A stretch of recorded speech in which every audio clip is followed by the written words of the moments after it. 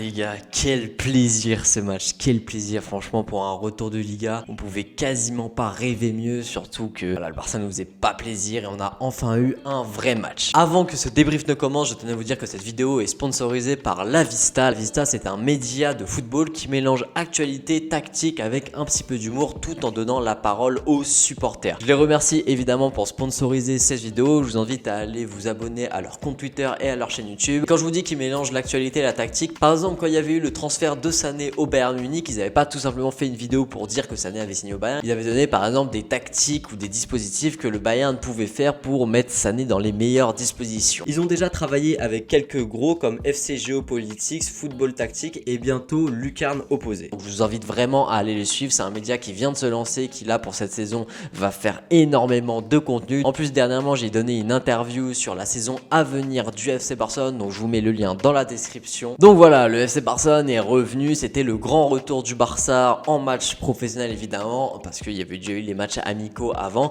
et franchement c'était un retour très satisfaisant. Il y a beaucoup de choses positives à retenir dans ce match, mais il y a aussi évidemment des choses négatives, et en plus vous me connaissez, en général je préfère parler et regarder ce qu'il y a de négatif, parce que ce qu'il y a de positif au final on le voit tous et on le sait tous, alors que ce qu'il y a de négatif on le voit pas forcément. La deuxième mi-temps est quasiment oubliée à part certains points dont on va voir plus tard, mais la première mi-temps c'était vraiment très bon, l'animation offensive était très bien agencée. Moi je vous avais dit que j'avais des doutes sur cette compo avec Coutinho, Messi et Griezmann, donc ils sont 3, 9 et demi, 10. Je comprenais pas comment on pouvait jouer avec 3-10 et finalement l'animation offensive a été très bien, c'était très fluide, très liquide en fait. On voyait les joueurs qui pouvaient à tout moment redescendre pour leur donner devant parce qu'un autre joueur faisait un appel. Il y a eu beaucoup de joueurs qui se sont rendus disponibles. On a eu par exemple Jordi Alba qui a fait un très bon match et ça me surprend énormément parce que vous me connaissez sûrement avec Jordi Alba, je suis pas un grand fan de ce joueur, mais force est de constater qu'il a été très bon et qu'il a été très actif en fait. Il a été beaucoup moins stéréotypé que d'habitude et il a su aussi donner la balle à quelqu'un d'autre que Messi, et ça c'est aussi quelque chose d'énormément positif, c'est que 2 buts sur 4, Messi n'est même pas du tout impliqué, et on sait que dernièrement on avait une énorme Messi dépendance et que tout passait par Messi, surtout en Liga,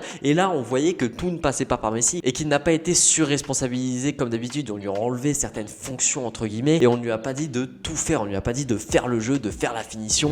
Enfin, on a eu un Coutinho qui a été très bon aussi et ça j'en suis très heureux parce que Coutinho c'est un joueur que j'apprécie mais que j'avais beaucoup critiqué ces derniers temps et que je pensais d'ailleurs qu'il était complètement finito pour le FC Barcelone, et finalement Koeman a décidé de lui faire confiance parce que même Coutinho voulait partir du Barça, on se le rappelle. Il y a quelques mois il disait qu'il voulait plus entendre parler du Barça et Koeman finalement lui a donné sa confiance et ça marche très bien. Il le met vraiment dans les meilleures dispositions possibles, il le met en pur 10. La défense centrale elle aussi était très bonne, très solide, tout comme Neto qui a fait un bon match, il nous a montré que finalement il pouvait remplacer Ter Stegen pour le temps où Ter Stegen sera blessé. Ça aussi c'est très surprenant parce que c'est un joueur que j'ai beaucoup critiqué. Et oui, vraiment la défense centrale, l'anglais a fait une masterclass parce qu'il a impliqué sur 2 des 4 buts. Lui, pour un défenseur c'est quand même assez rare. Il a une capacité de relance qui est vraiment incroyable, et je vous en avais déjà parlé quand j'avais fait ma vidéo sur Clément Lenglet que ses capacités de relance se sont améliorées, il a vraiment développé ça. Gérard Piqué a été lui aussi très très bon, il s'est montré vraiment en vrai patron de la défense, il a rien laissé passer. Mais le plus gros point positif évidemment, je pense que vous le savez tous, c'est Ansu Fati. Ansu Fati, encore une fois exceptionnel, le mec il a 17 ans et il claque un doublé en ouverture de la Liga. Je vous avais déjà dit que pour moi il va finir 9 parce qu'il a un vrai sens du but,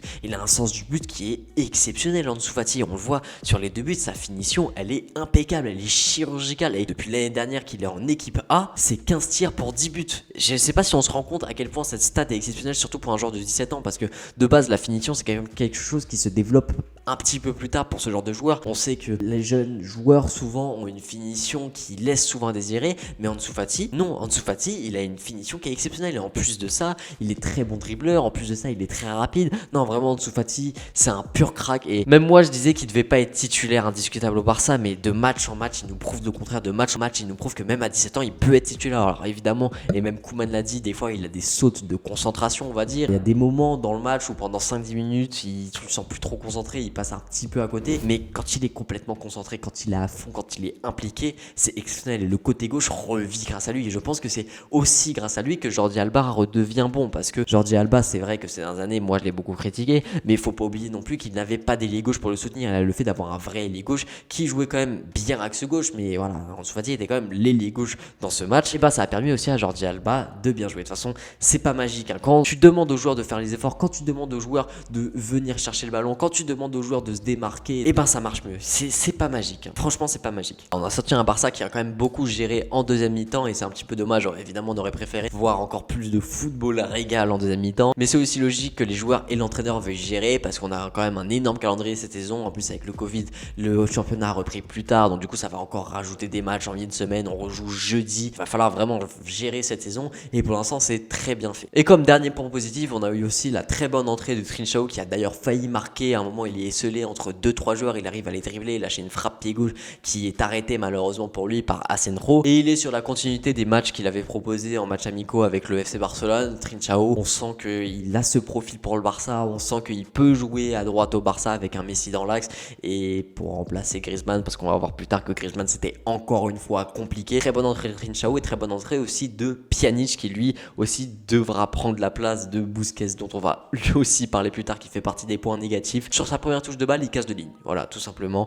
Donc Pjanic aussi bonne entrée. C'est quand même 2 points positifs aussi parce que c'est 2 recrues qui font 2 très bonnes entrées. Pour les points négatifs ça va être évidemment le côté droit. Je pense que c'est pas une surprise, Sergi Roberto encore une fois très mauvais. Je vais pas épiloguer sur Sergi Roberto, pour moi il a rien à faire là. On espère que Dest va arriver très vite et va réussir à performer très vite aussi pour pouvoir bouger cette fraude qui est Sergi Roberto. C'est plus possible, il prend 0 risque, défensivement il prend l'eau, donc voilà, Sergi Roberto c'est plus possible. Et aussi du côté droit on a eu Antoine Griezmann qui a encore une fois été fantomatique, qui a encore une fois été perdu sur le terrain. On avait encore une fois l'impression qu'il savait pas où se placer en fait, qu'il savait pas où se mettre, et c'est très triste de voir Antoine Griezmann comme ça parce que lui aussi il ne tente rien, lui aussi il fait beaucoup de passes en retrait, il n'a pas confiance en lui et les autres joueurs le ressentent et du coup ne lui donnent pas le ballon. Quand on voit que sur ce match on a eu 55% des actions qui sont passées par le côté gauche et seulement 15% qui sont passées par le côté droit et le reste dans l'axe, c'est là où on voit que c'est très problématique ce côté droit. Et je pense qu'avec un Trincao qui arrive à repiquer, qui peut aussi aller déborder, qui a ce rôle aussi de créateur parce qu'il a une très bonne qualité de passe, ça peut vraiment le faire. Et malheureusement pour Griezmann, on sait pas où le mettre parce que là on voit que Coutinho est excellent dans l'axe et qu'il faut vraiment qu'il reste dans l'axe et qu'on le replace pas à gauche, et donc du coup on aura Messi en faux neuf et Trincao à droite. Donc voilà, Griezmann, on sait pas quoi en faire. Je pense que Koeman n'en a rien à faire des statuts et que s'il faut bouger Griezmann, il bougera Griezmann. Donc Griezmann, ça va encore une fois être compliqué cette saison. On espère toujours et encore qu'il va à un moment se réveiller, mais honnêtement, j'y crois plus, Antoine Griezmann. On a eu aussi un Messi qui a été pas très en vue, mais c'est à la fois un point négatif et aussi un point positif parce que, encore une fois, comme je vous ai dit, tout n'est pas passé par Messi. Le fait d'avoir un Messi qui n'est pas exceptionnel comme d'habitude, qui a été bon mais sans plus, et qu'on arrive quand même à faire un super match et à s'imposer 4-0, c'est en même temps un point négatif et un point positif. Et enfin, le dernier point négatif, c'est le double pivot Frenkie Busquets. Alors je sais pas si c'est parce que les deux, quand ils sont alignés ensemble dans le double pivot, ça marche pas, ou si c'est parce que les deux ont fait une contre-performance. Mais par exemple, Frenkie, je l'ai trouvé déconcentré sur ce match. En fait, il y a beaucoup d'erreurs qu'il fait. Frenkie, je l'ai pas trouvé très juste dans ce match. Il a raté pas mal de choses. Dans le double pivot, on a besoin qu'il soit performant, et là, ça n'a pas été le cas avec Busquets. Je l'avais déjà dit que Busquets, pour moi, dans un double pivot, c'est pas possible parce que c'est un joueur qui a besoin d'être seul en 6, c'est un joueur qui a besoin d'avoir 2 milieux face à lui, et là, dans un double pivot, c'est très compliqué. Alors déjà que voilà, il est sur la pente descendante, Busquets, on va pas se mentir que c'est plus le même Busquets qu'avant. Et si en plus de ça on le fout dans un double pivot, pour moi Pjanic va petit à petit prendre sa place. Alors évidemment on aimerait aussi que Riqui Puig joue le plus possible. Pjanic va très vite prendre la place de Busquets, surtout parce que Pjanic, on l'a vu, il est rentré, il a beaucoup plus apporté que Busquets qui a joué quasiment tout le match. Donc Sergio Busquets malheureusement doit être sa dernière saison au FC Barcelone parce qu'il est clairement sur la pente descendante et qu'en plus le 4-2-3-1 de Koeman ne l'arrange pas du tout. C'est la fin de cette vidéo, j'espère que ça vous aura plu. Je suis très hype là du coup pour le match de jeudi face au Celta Vigo. Évidemment qu'il y aura un avant-match, évidemment qu'il y aura un après-match aussi. C'était Franek, partagez, likez, abonnez-vous. Ciao.